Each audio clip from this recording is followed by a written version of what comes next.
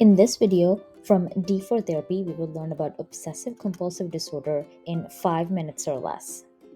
We will start with talking about some terms that we might want to know for this diagnosis and then going over the diagnostic criteria.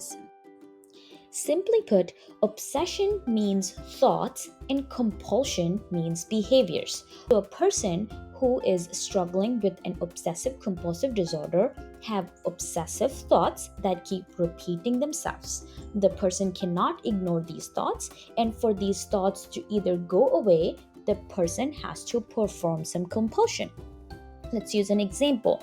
So an obsessive thought can look like the person have to wash their hands at least 8 times in a very specific manner, otherwise something bad will happen.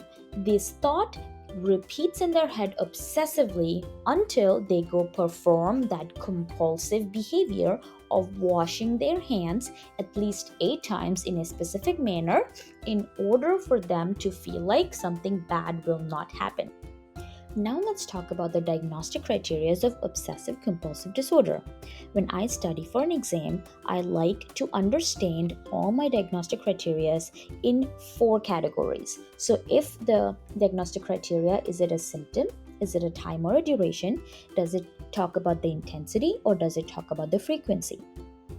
I further like to understand if my symptom is a thought, a behavior, a feeling, or a belief.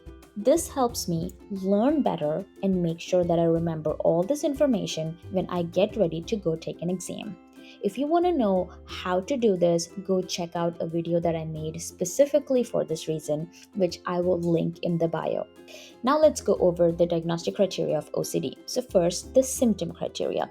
The symptom criteria in OCD says that the person should have obsessive thoughts or compulsive behaviors or a combination of both to have the diagnosis.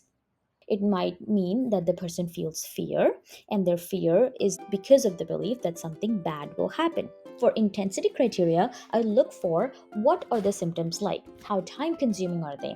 Is the person spending an hour or two washing their hands or taking a shower, or is it affecting their functioning? So in the OCD criteria, it says that the obsession and the compulsion component has to either be time consuming or have to affect the person's functioning in one way or another. Time and duration criteria is not specified, meaning the person does not have to have these symptoms for a certain amount of time to qualify for this diagnosis. And similarly, the frequency is not specified, meaning the person does not have to have a number of times that they perform the compulsion or experience the obsessive thoughts that would allow them to qualify for this diagnosis. According to criteria C, the person must not be experiencing the OCD-like symptom because either they are taking a substance or withdrawing from a substance. Criteria D suggests that the symptoms cannot be attributed to any other mental health condition for a person to receive a diagnosis of obsessive compulsive disorder. Interestingly, OCD is only one disorder that comes under the family of obsessive compulsive disorders. Other disorders in this family are body dysmorphic disorder, hoarding disorder, trichotillomania, which also means hair pulling disorder, and excoriation, which means skin pulling disorder.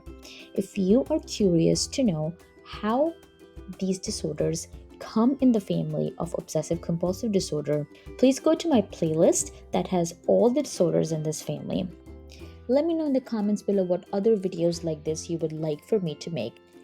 Go check out my channel D for Therapy for similar content. I will see you in the next video.